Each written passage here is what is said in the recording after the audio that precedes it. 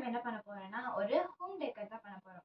இதை வச்சுன்னா பிஸ்தா சாப்பிட்டதுக்கு அப்புறம் இந்த பிஸ்தா தோல் இருக்கு இல்லையா, ஸோ அதை வச்சு சூப்பரா ஒரு ஹோம் டெக்கர் பண்ண போறோம்.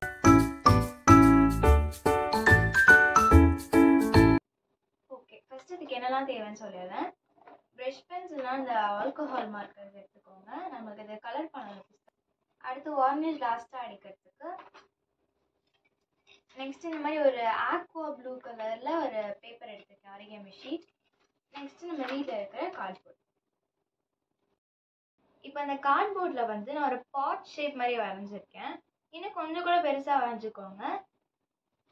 வரைஞ்சிட்டு இப்போ நம்ம அதை கட் பண்ணி எடுத்துக்கலாம். கட் பண்ணிட்டு இதில் ஃபுல்லாக கவர் பண்ணி விட்டோம்னா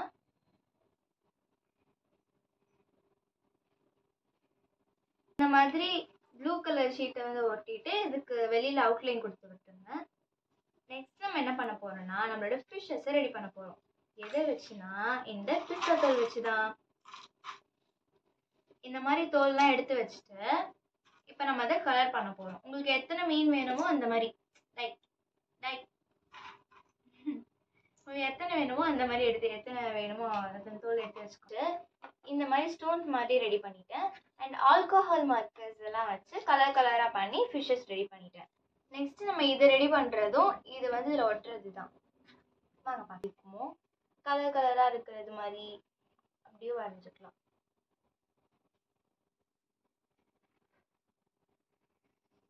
நெக்ஸ்ட் நம்ம இப்போ என்ன பண்ண போறோம்னா இந்த ஸ்டோன்ஸ் மாதிரி பண்ணியிருக்கோம் இல்லையா, அந்த பிஸ்தா தோல்லாம் கீழே ஒட்ட போகிறோம். ஸ்டோன் மாதிரி ஸ்டோன்ஸ்லாம் இந்த மாதிரி ஒட்டியாச்சு. அடுத்து நம்ம இந்த ஃபிஷ்ஷஸ் ஒட்ட போகிறோம்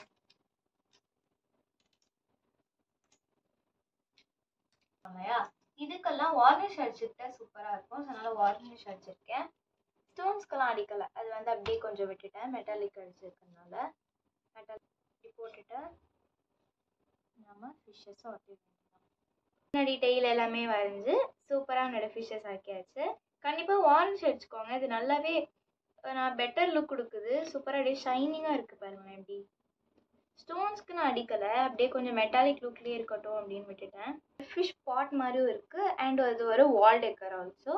ஸோ நீங்களும் கண்டிப்பாக இந்த ஐடியாவை ட்ரை பண்ணி பாருங்கள்.